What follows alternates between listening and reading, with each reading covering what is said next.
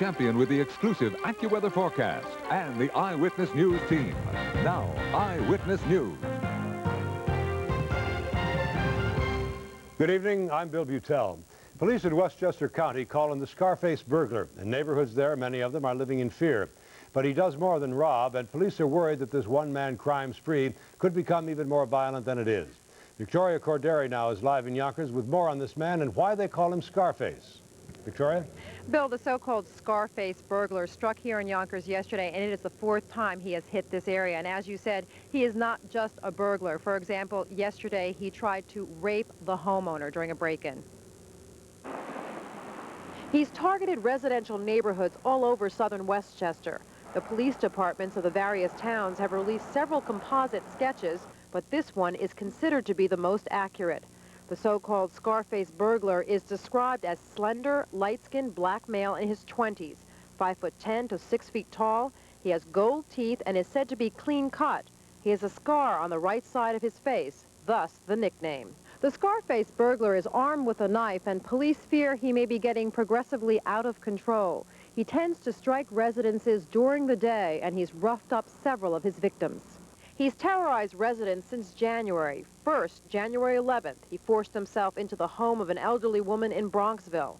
7 days later, a vicious attack in Hastings-on-Hudson.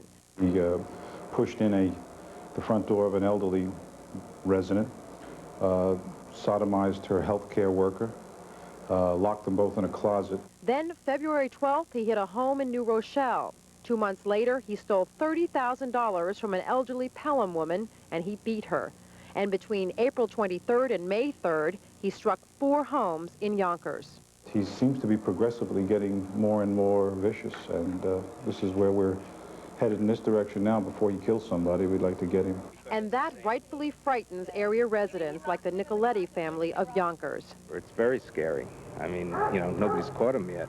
It's terrible. It's a craziness when somebody wants to offend women that way. Now, part of what's hampered this investigation has been the lack of coordination among the different police departments working on this. Too many people going in too many different directions. But that should be rectified tomorrow. There's going to be a big meeting right here in Yonkers among the different police departments, and they'll be forming a task force with any luck to catch the Scarface burglar. And we are live tonight in Yonkers on Victoria Corderi, Channel 7 Eyewitness News. Thank you, Victoria. In New York City, an elderly Forest Hills woman has been run down as she crossed a dangerous stretch of Queens Boulevard.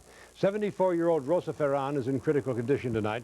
Broken leg, head injuries. She stepped off the curb in the middle of the block and was hit by 21-year-old Amedio Goga. Police said Goga was arrested not for the accident, but because his license was revoked a year ago. Under a new policy which began today, he was arrested and is being processed through the court system. That Get Tough policy is designed to get drivers like Amedio Goga off the road. Goga's license was revoked a year ago. Still, he continued to rack up 4 additional suspensions. In what appears to be a case of twisted love, police have arrested the former boyfriend of one of the victims of the East Harlem massacre. Today, police say it was a strange tale of love and hate mixed. 28-year-old Raymond Concepcion is charged with 6 counts of second-degree murder. The police say he killed his ex-girlfriend on Saturday during an argument, then murdered her mother and 3 of his girlfriend's children, and the following day, he killed his 6th victim. Mr. Lopez went to work that day, on Sunday. He returned. There was a confrontation that night where he assaulted him. Police say after Concepcion killed his victims, he stayed overnight in the apartment with the bodies, went to a Yankee game the next day, and then returned Monday morning and torched the apartment to cover the crime and watched it burn. A Bronx daycare center lies in ruin this evening, and police are looking for vandals who have left dozens of children with nowhere to go. The fire at the Bronx River Child Care Center was set at about 3 o'clock this morning after vandals ransacked the center and left swastikas and anti-black messages written on the walls. Police call it a crime of hate. Fire marshals say it may be arson. Well, Anne Franklin was in court today in White Plains, Westchester County, making her case. She's charged with killing a 10-month-old baby last year. She's out on bail, but confined to her parents' home and forced to wear an electronic bracelet while she awaits trial. She asked the judge to let her get a job and live something like a normal life till her trial begins. Tim Fleischer has the story. The electronic bracelet Anne Franklin wears on her ankle is what she tried to have removed today. Surrounded by her family, her appearance in Westchester County Court was the first since her release from jail. A bail of $250,000, which is basically a pledge of all the assets that the family owns, is more than sufficient to bring her to court, and that the bracelet at this point is an unworkable, untenable, and unnecessary expense and burden. A 25-year-old nanny is charged with murder in connection with the death of 10-month-old Kieran Dunn.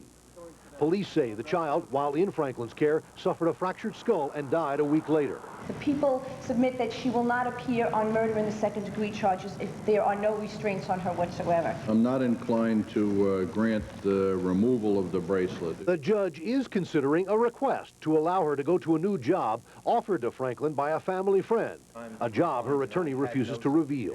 While attorneys don't expect this trial to begin before late summer or fall at the earliest, the strain of this case is already starting to take its toll. For the family of young Kieran Dunn, yesterday they marked his first birthday with nothing, they say, to celebrate. We brought flowers to his grave when we should have been bringing toys to his first birthday party. We've lost a precious child. And Franklin and her family, too, are obviously supportive of each other, but are clearly upset by the serious murder charge, and with it, all the attention. Reporting from White Plains, Tim Fleischer, Channel 7 Eyewitness News. And as Tim Fleischer noted, Anne Franklin's attorney would not identify the family friend who offered her the job, but he did say that the position has nothing whatsoever to do with child care. The very public, very bitter custody battle between Woody Allen and Mia Farrow has now gone to closing argument. It's wrapping up with charges by Mia's attorney that Woody Allen has virtually destroyed his daughter Dylan's childhood. But Allen's attorney says Mia Farrow is only making up child abuse charges to get revenge.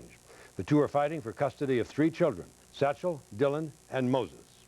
I think he believes that he is not responsible, that it is Miss Farrow who created the problem.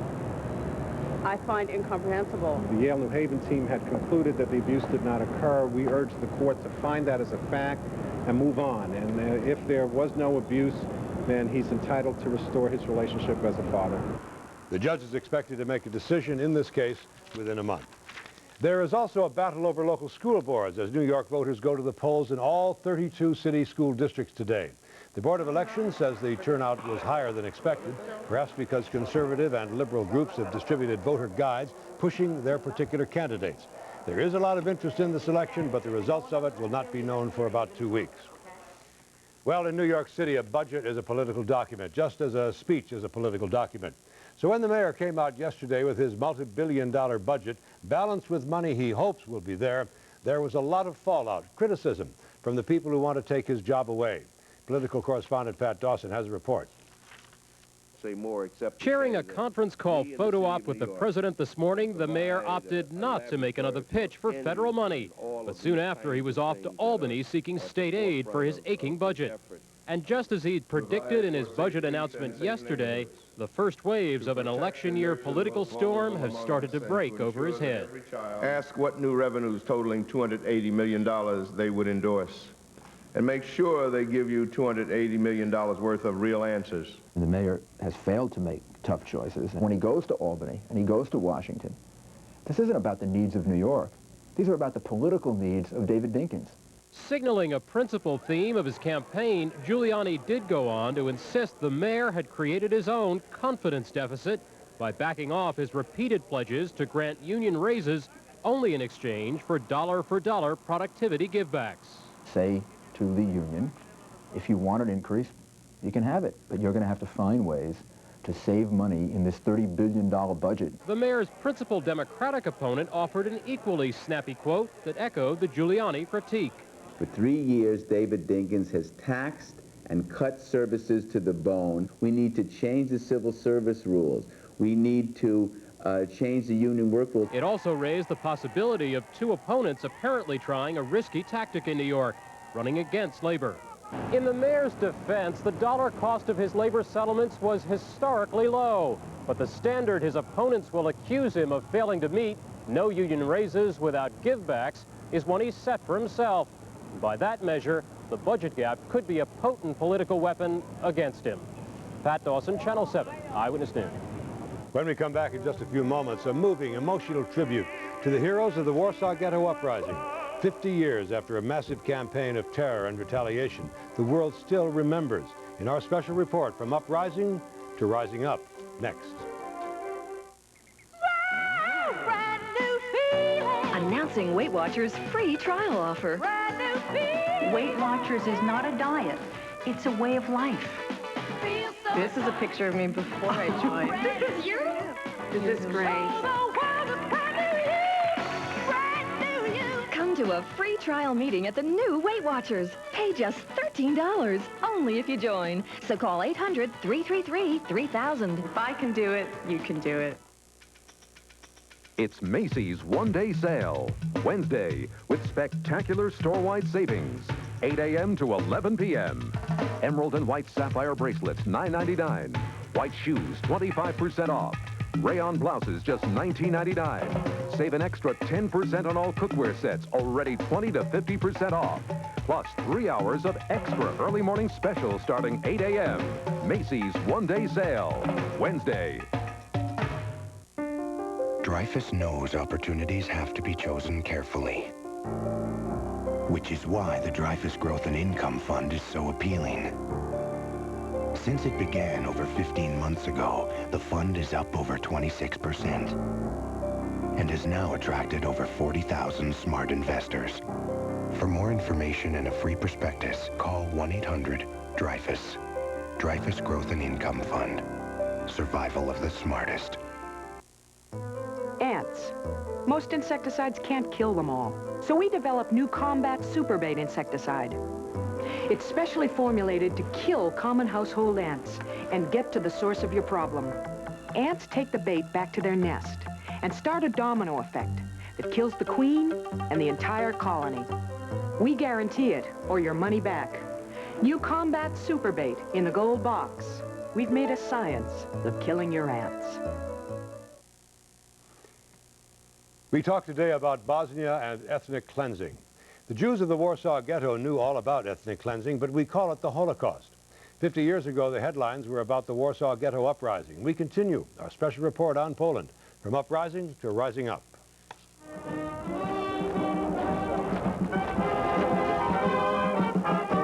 Over the centuries, many armies have marched through the streets of Warsaw. Some came as conquerors, some came as liberators. It is often said that in Warsaw, the monuments without flowers are the ones for the Jews who died in the Ghetto Uprising of 1943. But on this night, there will be flowers, there will be anthems, there will be salutes. And for the survivors who come to bear witness, there will be the bitter sorrow of remembrance. In 1943, the faces in the ghetto were etched with desperation. But now, the defiance that marked their final days is captured in metal, and on a monument that is itself an ironic tribute. The Jews lost the battle for the ghetto, but their monument is built from materials ordered by Hitler. The stones, the metal, were for a monument the Fuhrer envisioned as a tribute to the ultimate victory of the Third Reich. You were a little girl, I know, but what do you remember of what it was like at the ghetto? I remember horrible hunger. I remember people being very crowded. I remember being bombed for a long time by the Germans and people being on fire. The uprising began on the eve of Passover. Jews in the ghetto rose up and turned on the Germans with a tiny arsenal of pistols and grenades. The German response was overwhelming. Tanks and artillery shelled the ghetto, and when that wasn't enough, the Germans burned the ghetto to the ground. Even in defeat, some Jews chose to perish in the flames rather than surrender. They used to actually kill us, you know, slowly but surely. It was like a playground for their sets. This is Miła number 18 in Warsaw. It was May 1943, about a month after the Warsaw Ghetto Uprising began. Hope was gone. The last leaders of the uprising ended their lives in the bunker that was on this spot. The Warsaw Ghetto Uprising was over, but not forgotten. Half a century later, with an Israeli prime minister standing tall on Miła 18, defeat seems very much like victory. But on this night, as darkness falls in Warsaw, along with the candles, there are ghostly echoes of a past filled with suffering and sacrifice.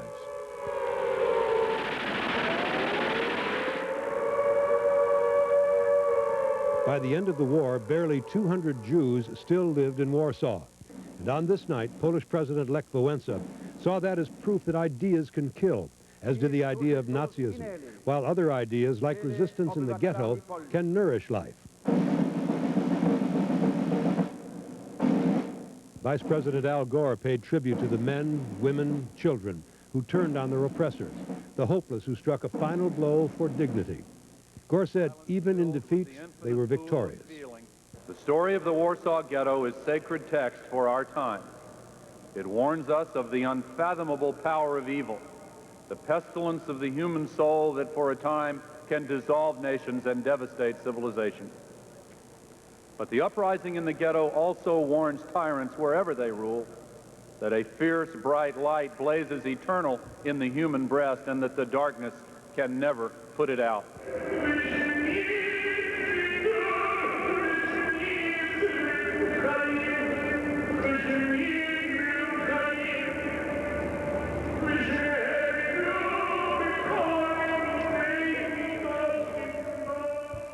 When the Warsaw Ghetto Uprising collapsed 50 years ago this month, the Nazis took 7,000 Jews from the rubble of the ghetto and they shot them. 7,000.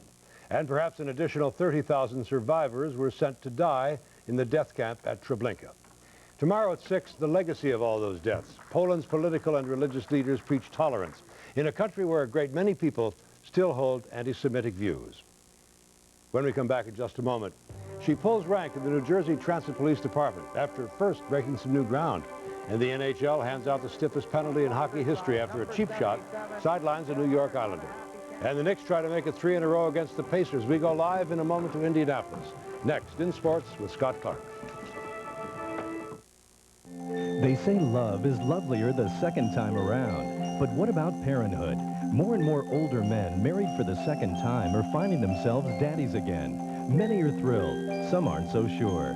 When a younger wife becomes pregnant, she's not going to have all the fantasy land of a 30-something marriage. Eyewitness News anchor Diana Williams explores the joys and struggles when second-time husbands become second-time dads. A special report tonight of Sports Week. Tonight at 7:30, right here on Channel 7. Play Jeopardy tonight at 7, right here on Channel 7. Tonight we have the story of a woman who's making history. She is the first woman to make sergeant in the New Jersey Transit Police Department. We thought you'd like to meet her, so David Navarro went out to see her today. You got the exclusive. In the male-dominated world of New Jersey law enforcement, a new face to the ranks of sergeant is helping to break old stereotypes at Newark's Penn Station. 31-year-old Teresa Hawthorne is the first female officer to become a sergeant in the New Jersey Transit Police Department. It's a promotion she's worked hard at for the last 6 years, but also one that she knew from the beginning would not come easy. However, now that she has made it, her next hurdle will be convincing the men she supervises that she can do the job. I think they're taking to me pretty good. I've been here for a while. They're used to the way that I work, and I think at first they were a little leery, but I'm winning them over. As a sergeant, Hawthorne is usually in charge of 6 officers at a time, officers she used to work shoulder to shoulder with. But her chief says Hawthorne will be warmly received by the men. She's an excellent addition to the supervisory rank, and she has gained that respect. Right now, Sergeant Hawthorne is one of 4 women out of an 86-officer force, but she hopes this promotion will help encourage other women to join because she believes the department could use them. A lot of times you'll be dealing with victims that are women. They're more comfortable speaking to women, especially about sensitive issues. Hawthorne enjoys being a role model to those willing to go where no woman has gone before. And if it leads beyond the ranks of sergeant, that would be just fine. But for right now, she just wants to get real good at this job. Reporting from Newark, David Navarro, Channel 7 Eyewitness News. All that fighting in the NHL is getting expensive. Scott Clark. Here's what he gets, Dale Hunter, Bill. 21 games, $150,000. So the horrible Hunter has been hunted down and hammered, hit with a historical hiatus that says, take heed. All ye hockey pucks who hand out the dirty blows, you will pay for your dirty deeds. There was no excuse for what Hunter did to the Islanders' Pierre Turgeon following his clinching goal against the Capitals when he did this and knocked Turgeon out of action with a separated shoulder. All eyes focused on the new commissioner, Gary Bettman, to see what message he would send. 21 games, 150 grand. I hear you, Gary. I hear you. The loss in pay to this player will amount to more than all of the supplemental discipline handed out to all NHL players for the 92-93 season. If this isn't a severe penalty, then I apologize, but I'm not sure what is. The main thing is I'm not on the ice, and I would love to be out there to be a part of be a part of the players and up there and play against Pittsburgh, and that's something that, you know, I can't do it, and I'm really mad about that. All right, fair enough. Let's move on. To the Knicks. They can wrap up their short series with the Pacers tonight. That will give them a little extra R&R, rest, relaxation, and resolution to win it all. Mark Stevens, live in Indianapolis with a preview. Mark. You know, Scott, if you hurry, you still got time to get down to the airport, catch a plane, and get here in time for tonight's game and bring as many friends as you want. Would you believe more than 6,000 tickets are still available for tonight's playoff game? That proves the confidence in the Pacers is not real high in Indy. Knicks' confidence? Oh, there's plenty of that to go around. These guys can afford to yuck it up a bit. They're a game away from sweeping the Pacers in this series, even though they haven't played their best. We felt that we earned it. We didn't play well, but we won the game. I don't know if you feel fortunate when you win games that you earned. It's all in the eyes of the beholder. You know, I mean, I think you have to take what you can get in the playoffs because it's all about winning. No shortage of confidence here. The Knicks expect to wrap it up tonight, but they're still prepared for a possible fourth game Thursday. How many days did you pack for? I packed for duration, whatever that may be. How many days did you pack for? Honestly, I keep that to myself, but hopefully I'll be talking to my mother face-to-face Wednesday night. Mace's mom is back in New York. Knicks very confident, as you can tell. That would give him a little time to sit back and wait for either the Hornets or the Celtics. For now, though, we're live at Market Square Arena in Indianapolis. Mark Stevens, Channel 7 Eyewitness News. Scott, see you later. I'll save you a seat. All right, Mark packed for one, by the way. Hey, while the Mets take on the Dodgers in L.A. tonight, the Yankees try to get some bats bopping when they once again host the Oakland A's. Last night, same old story for Jim Abbott. Decent pitching, putrid support. He gave up just 2 runs through 7 innings. Boy, did he give it up to Mark McGwire there, but he wasn't the only one. When Abbott was forced out with a pitching finger blister, Scott Kawanicki came on and he got blasted by Mark McGwire. Monster Mark provided all of the A's runs in home run style, 4-2. Finally tonight, it is the answer to Bill Beutel's lifelong quest. What does it take to be the best golfer in the country? What does it take to win the Open? Just like Tom Kite did last year. I want to be like Tom. He discussed that subject with me today at Baltusrol, where he defends his title next month. You have to have patience like you have never exhibited before, and those players that are able to be nice to themselves, be kind to themselves, and really be patient during that week are the ones that fare very well. I'm Scott Clark. That's it for sports. Patience. Now I know. Patience. Now I know. Thank you, Scott and Tom. Well, just ahead, the sun came out from behind the clouds today, but the rain may not be finished yet. Sam Champion will have the Accuweather forecast next. And now I know.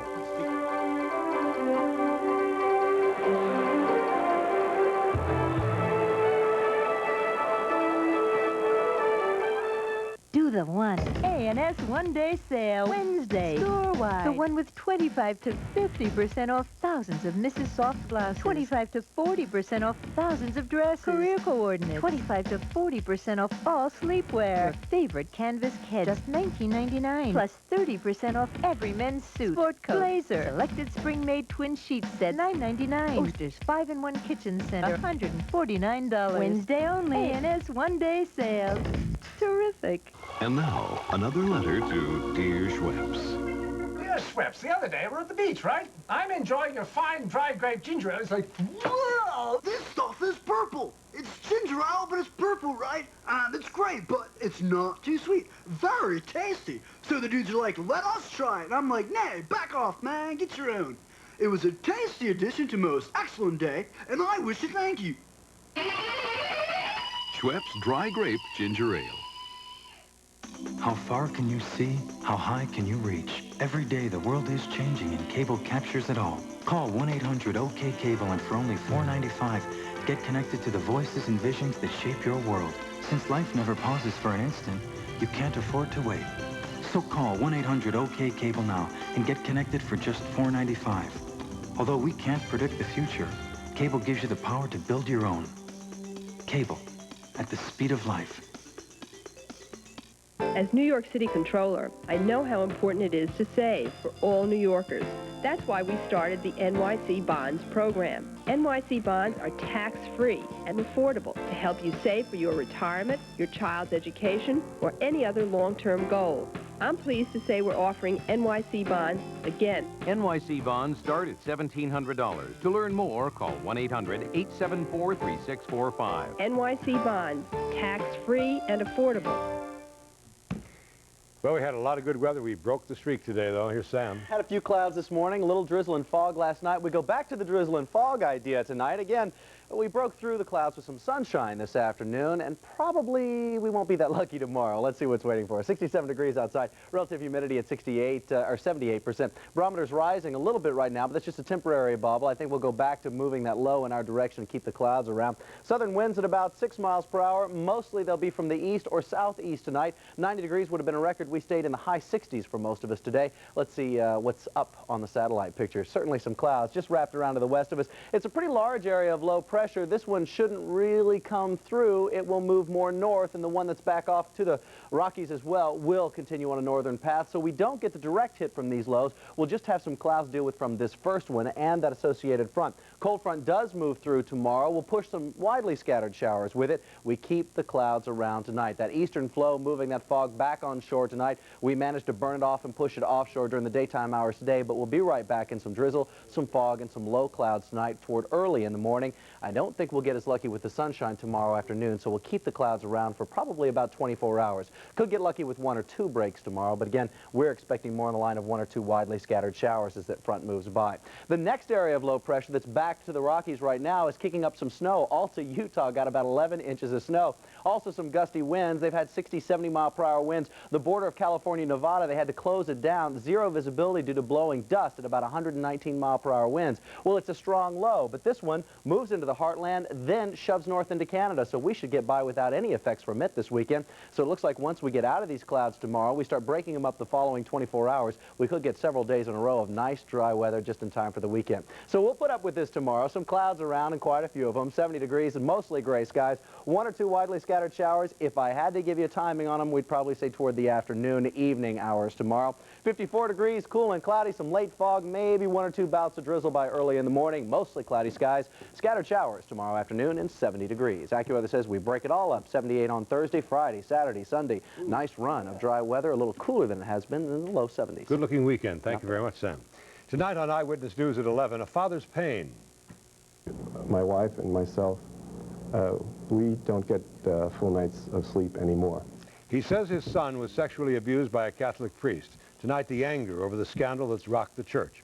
Plus, and many of them thought they'd never change another diaper, but tonight in a special report, we'll show you why babies are giving new life to men who are second-time dads. Those stories